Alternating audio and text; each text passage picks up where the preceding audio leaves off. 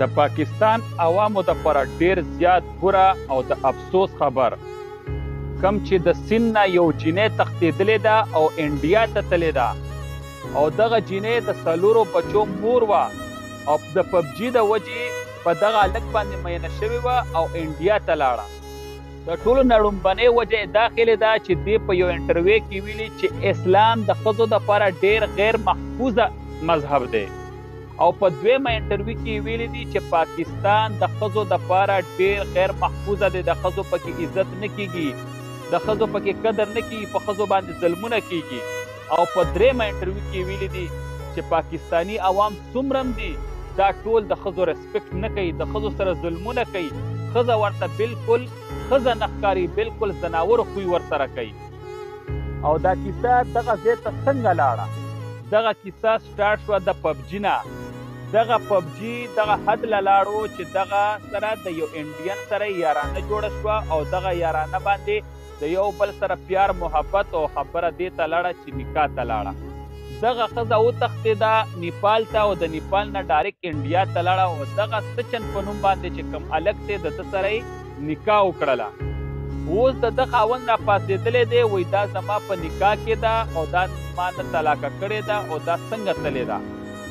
اوس انکشافات شروع دي. پیله د دې نه چې انټرویو واخیسته د ټولو نه پیله دي په مذهب باندې الزام ولګولو چې په اسلام کې د ښځو لپاره هېڅ عزت نشته دی او دومره د بېشرمتوب کار خو یې دا کړی دی چې دا په نکاح کې ده او سره د نکاح تښتېدلې ده. دا خو مسلمانه کېدی نشي پیله، ځکه چې په یو انټرویو کې د دې نه پوښتنه کړې شي چې مونځ راته واوروه یا ورته وایي چې یو صورت راته واوروه، دا ورته وایي چې ما ته نشته دی. نو دا خو پیله مسلمانه نشي کېدی. او که بیا مسلمانه د مسلمانۍ نوم خو ورپورې و، د مسلمانانو نوم خو یې وشرمولو، ځکه چې تا ته د میډیا والا ووایي چې ما ته دا یو کلمه ووایه، یو حدیث ووایه، یو صورت ووایه او تا ته نه وي زده، نو خامخا خلک به دا سوچ کوي چې دا څنګه مسلمان دی. د ټولو نه پیله خو دغه. دویمه دا چې سره د څلورو بچو بچي هم ځان سره بوتلي دي او دا هم انډیا ته بوتلي دي او دې ماشومانو ته یې هندو مذهب خوښ کړی دی.